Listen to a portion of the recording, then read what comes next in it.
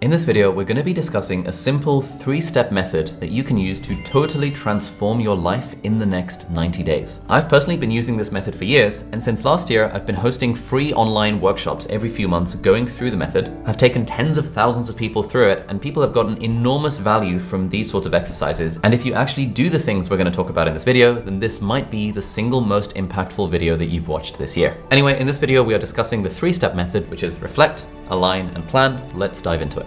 All right, so step 1 is to reflect on where you are currently at and do a bit of a mini life audit. Now, I have various different ways of doing this, but I'm going to give you 2 of my favorites. The first one is an exercise called the Wheel of Life. And actually, if you want, you can do this exercise as you're watching along with this video. And the idea is that we are going to draw ourselves a little wheel, and we're going to divide it into 3 categories for work, health, and relationships. Now, within those 3 categories, we're going to further subdivide them into another 3 categories. So within the category of work, we have mission, money, and growth. Within health, we've got body, mind, and heart. And then within relationships, we've got romantic, family, and friends. And now that we've got these 9 categories, we want to ask ourselves the question that in each of these categories, how satisfied do I currently feel with where my life is at? And you give yourself a little rating from 0 to 10 in each of these different categories, and it'll give you a bit of a visual representation of which areas of your life, by your own estimation, are going well, that you are very satisfied with, and which areas have room for improvement. I find this personally to be a very good exercise to do whenever I'm feeling any kind of vague sense of unease about my life, because then it puts actual, somewhat objective, well, subjective numbers on the thing. And then there is a 10th category that I like to add to the list, which is joy. And I would usually put that outside of the wheel, because with all this like personal development stuff, if you watch this channel, you probably watch other personal improvement, self-development channels. It can be very easy to just be so fixated on growth that we forget to actually enjoy the present moment. And sometimes when I want to figure out how I'm going to change my life in 90 days, it actually becomes less about I want to improve personal developmentally in any of these particular areas. And it might just be, I actually want to experience more joy. And so, reminders to myself to enjoy the present moment and take a step back and to actually rest, things like that. So the Wheel of Life is one very quick and easy way to reflect on where your life is at right now. There is another one that I like. It's a very simple journaling prompt, and you can take a page, you can do this in a physical journal if you want. I like these particular Harry Potter moleskin journal book thingies.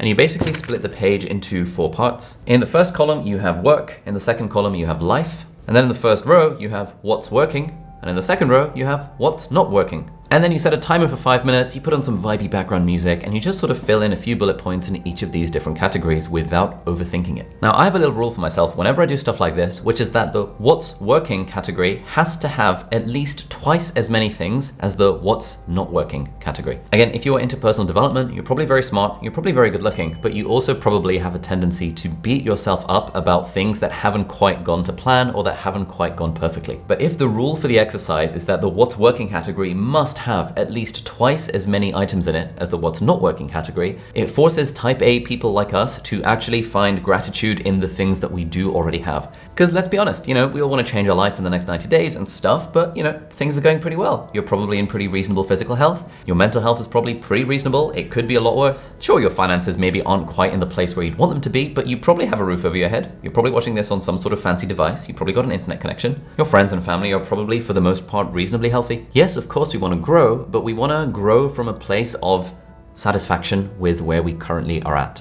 If we grow from a place of dissatisfaction with where we're currently at, that actually, I guarantee when your lot in life improves, you will still feel that dissatisfaction. There's a guy called Brendan Burchard who's a mentor of mine, and he has a phrase, strive satisfied. I just love that idea. Strive satisfied. It's okay to strive for more, but we really want to be trying to be satisfied and grateful for where we already are at. Now, another very productive way to spend your time is learning, and one of my favorite online learning platforms is Skillshare, who are very kindly sponsoring this video. If you have been living under a rock and you haven't yet heard, Skillshare is the largest online learning community for creatives with thousands of classes led by industry pros across film, illustration, design, freelance, productivity, and more. And I've personally been teaching on Skillshare since 2019, so I've got over 10 classes on Skillshare myself. I've got 3 that are specifically about productivity and a few more about how to use Notion, how to learn Final Cut Pro for video editing, how to start a YouTube channel. And one of my favorite things about Skillshare Skillshare is that they've got these seasonal updates. For example, in December, the theme of the month was reflection. And if you've been following me for a while, you know how much I love journaling prompts to reflect. And so that was like the theme that Skillshare had for that month. And this month, their theme is creativity as a practice. Skillshare can also help you level up in your career with loads of classes around marketing, social media, UI, UX, being a freelancer, and some side hustle ideas as well. So overall, you can learn a bunch of personal and professional skills on Skillshare. If you are interested in checking out any of these classes or anything Skillshare has to offer, including any of my classes, then check out the link in the video description.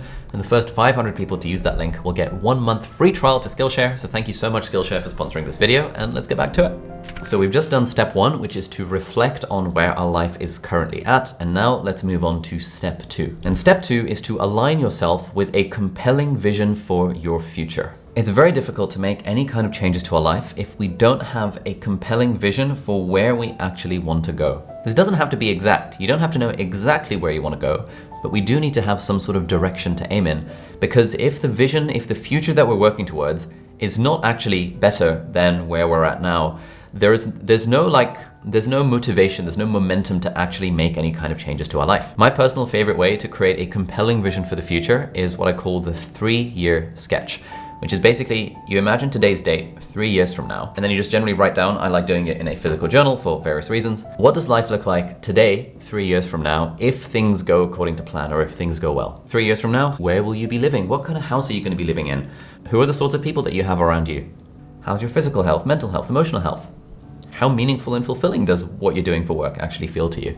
How much spare time do you have to work on passions and hobbies and stuff? Now, this is something that takes a little bit of time in my quarterly alignment workshops and annual planning workshops, which I do completely free online. So if you want to join those, you can sign up to my email list and I'll let you know when the next one is.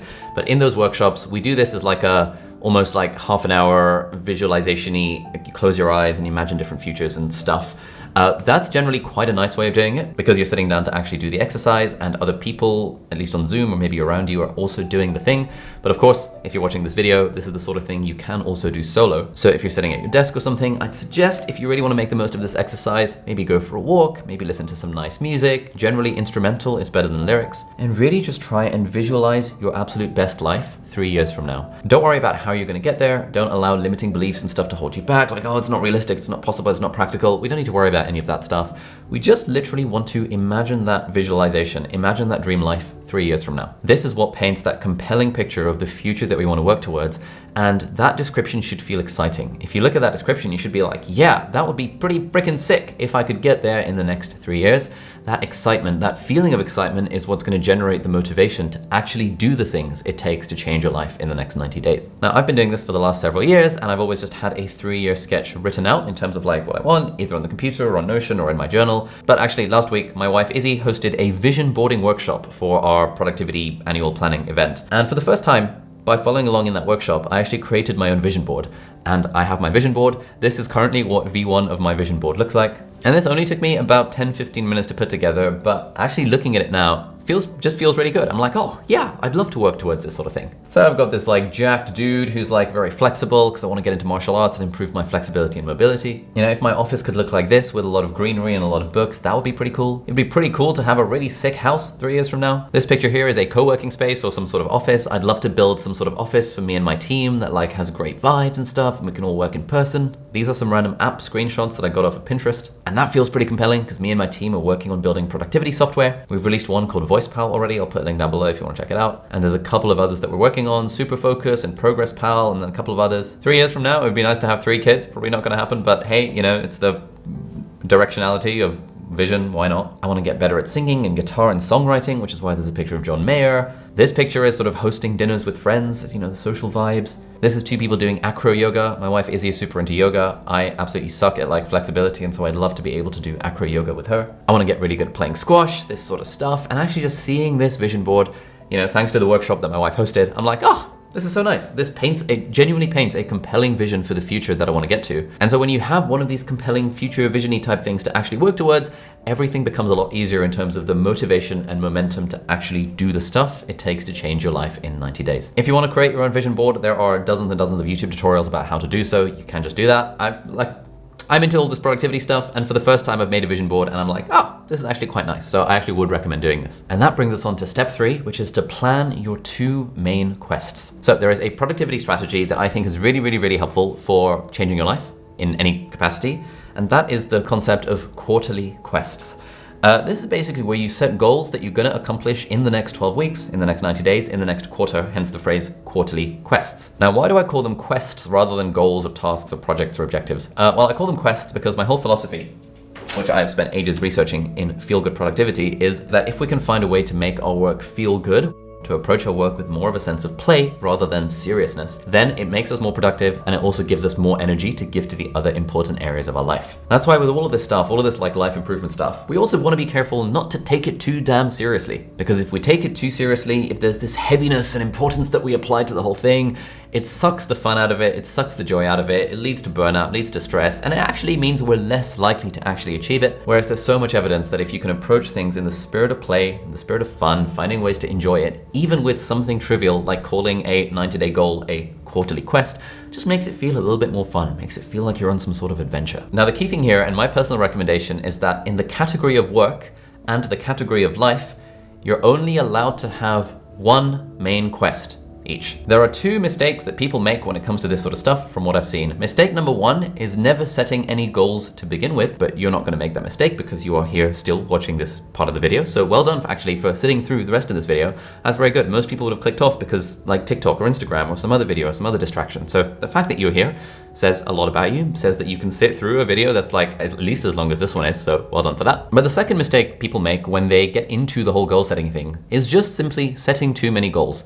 I suspect you are a multi-passionate type of person. If you watch this channel, you probably have lots of interests, right? Maybe you're interested in personal development, but you're also probably interested in things A, B, C, D, E, F, and G. You probably want to do well in work, you want to do well in life, you want to have good friendships, you want to take care of your health. The problem with people like us who are multi-passionate, who have all these different passions, is that it's very easy for us to set all of these different goals in all of these different categories and then never actually make any progress on any of them because we simply have too many goals. And so you can either make a small amount of progress in all of these different directions and not really get anywhere, or you can focus on one thing and make enormous amounts of progress in that particular area. And generally, a life transformation in 90 days happens when you pick one thing and you just single-mindedly focus on just that one thing. So that is your main quest. So, in the category of work, what is the single most important goal or project you need to accomplish in the next 3 months? That is going to be your work main quest. Here are some other ways to think about the question. What one thing, if accomplished, would move the needle the absolute most? If you fast forward 3 months, what is the one accomplishment that would make you most proud? Alternatively, what's the one thing that would make everything else easier or unnecessary? Alternatively, what is the one thing you've been postponing but know it would be transformative if you tackled it? Alternatively, you might think of, if I spent the first 2 hours of my workday purely focused on X, it would have an enormous impact on my work. In that world, what is X? Again, I would recommend please pause the video to actually think about it, because if you pause the video to actually think about this, I can basically guarantee that this video will be the most productive thing that you will do with your time like this year by actually watching this video and doing the stuff. Because it's so easy, right? It's so easy for us to just watch productivity videos on the internet and feel as if we're being productive. But like, you know, if we're not going to do the thing, it's like, what's the point of watching the content? It just becomes sort of mindless entertainment or like productivity pornography at that point. You know, we don't want that. We want to actually do the stuff. Anyway, now once you've got a bit of a sense of what you want your work main quest to be, I actually have a tweak that I would do to this. So I've got a recommended phrasing for how to phrase your work main quest. And this is how I would recommend you phrase it. My work main quest is to ... This is the single most important thing for me to accomplish in the next 90 days because ... To complete the quest, I commit that in the next 90 days, I will have done A, B, or C. And we want these to be objective, verifiable criteria that someone else can verify did we actually do those things. This feels really exciting and compelling for me because ... And here we want to lean into the emotions of it, the emotions of what will actually drive us to do the work it takes to complete the quest. And then finally, to make sure I complete the quest, I am going to ... Please feel free to pause the video at this point if you would like to screenshot this or write these down or anything like that. And I'm just about to give you an example of one of my own quarterly quests following this format. All right, so this is my personal example. My work main quest is to make LifeOS an absolute banger. LifeOS is my productivity course. This is the single most important thing for me to accomplish this quarter because once the course is finished, it becomes our main calling card in the productivity niche other than my book. To complete the quest, I commit that in the next 90 days, I will have launched and delivered cohort number 3 of the live course. Number 2, I will have created the LifeOS field manual with all concepts and tools. And number 3, I will have filmed and released the evergreen version of the course.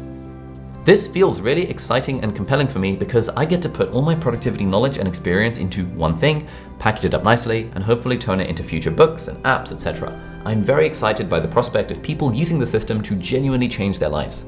This is where the emotional side of the thing comes into it because, again, like I said, unless you feel excited to work on this one work main quest, it's just probably not going to happen. And then finally, to make sure I complete the quest, I am going to, firstly, schedule the first 2 hours of each workday to work on it until it's done. Number 2, log my focus time spent working towards it. And number 3, send daily progress updates to the team to hold me accountable. Now, there is a huge amount of magic in phrasing your quests in this way. Like, it does take some time to think about this, but the way I think about it is tweaking the destination that you're going towards actually makes a meaningful difference in where you end up and also the journey you take to get there. It's worth taking a little bit of time just to make sure we're actually going in the right direction, going towards a place we actually want to get to. Because the least productive and the most heartbreaking thing of all is when you spend so much time being productive, being efficient, getting to a destination, only to realize that it was the wrong destination to begin with.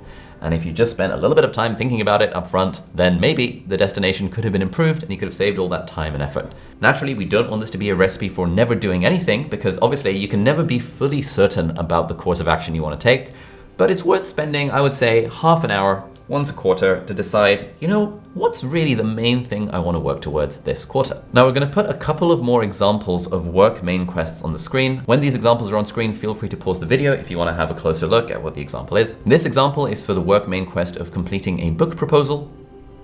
This is an example I would have used when I was working as a doctor to apply for core surgical training residency program. And here is an example of maybe your work main quest is actually starting a side hustle of a YouTube channel. This is what that might look like.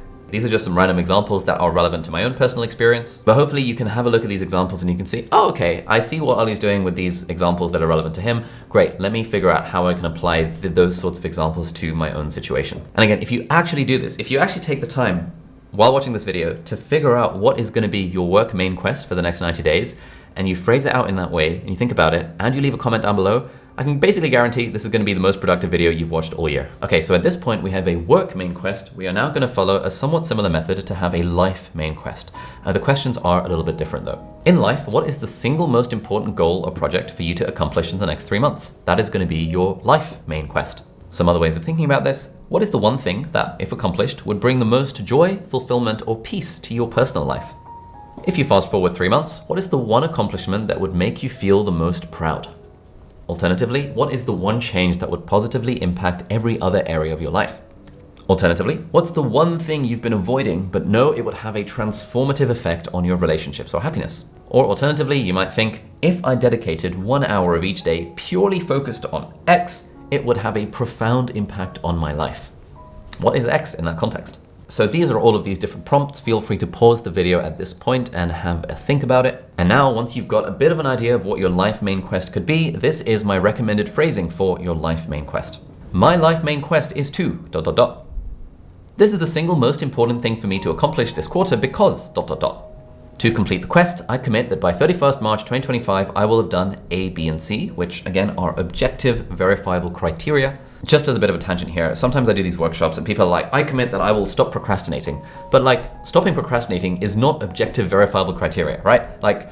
You can fool yourself into thinking you stop procrastinating, but you're not actually going to do it. And you've probably been trying to stop procrastinating for 20 years at this point and you failed. So we got to change something. Some objective verifiable criteria in that case might be, I commit that every day I will log my focused minutes and I will get my focused minutes to 180 minutes focused every workday, 80% of the time. That would be something that someone else could verify, that they can be like, hey, where's your focus log? If you don't know what a focus log is, I have done a whole 3-part series on how to focus better. I talk about it way more in there, but basically you're just tracking the amount of time you're spending focusing, and that is completely needle moving for your ability to focus. That's how you turn something intangible, like I want to stop procrastinating, into something that's a little bit more tangible, which makes it more likely that you'll actually achieve it. Okay, that was a bit of a tangent, let's keep going. This feels really exciting and compelling for me because ... And finally, to make sure I complete the quest, I am going to ... Again, feel free to pause to take a screenshot, and actually we'll put this stuff in the video description down below as well, so you don't have to take notes, you can just look at it in the video description. Now here's an example from my own personal life for my quarterly quest for the next 90 days. My life main quest is to build a martial arts habit into my life. This is the single most important thing for me to accomplish this quarter because I've been putting it off for years, and it'll have a transformational effect on my health and hopefully my ability to defend myself and my family if anyone starts on me. To complete the quest, I commit that in the next 90 days, I will have attended at least 12 classes, averaging 1 per week throughout the quarter. This feels really exciting and compelling for me because I've been wanting to do martial arts stuff for ages, and by making this quest happen, I'll figure out which one I enjoy, where I enjoy doing it, and can get started on climbing this new mountain of adventure. To make sure I complete the quest, I am going to spend an hour tomorrow making a Notion page with all nearby options, ask my wife Izzy to hold me accountable to this. Thirdly, check in with myself each week as part of my weekly review to make sure I've got a class scheduled for the following week. And 4, mention it in a YouTube video so it would be pretty embarrassing if me, as a self-anointed productivity expert, doesn't actually manage to do it. So that is my life main quest. I'm going to give you a couple of other examples as well. So this is an example from, let's say, fitness. And this would be an example from the world of dating. At this point, if you've actually done the exercise, you might be thinking, oh, but I have other things I want to do. And the other things that are not the one most important thing, I think of those as side quests. And I tell myself, for work and life, I'm allowed to have 2 or 3 side quests, but the main quest is the one that absolutely has to be done. And the side quests are more of a nice to have. It's like, I'm not going to beat myself up too much if I don't manage to do it. Like, I'm not marshalling all my effort and focus towards those things.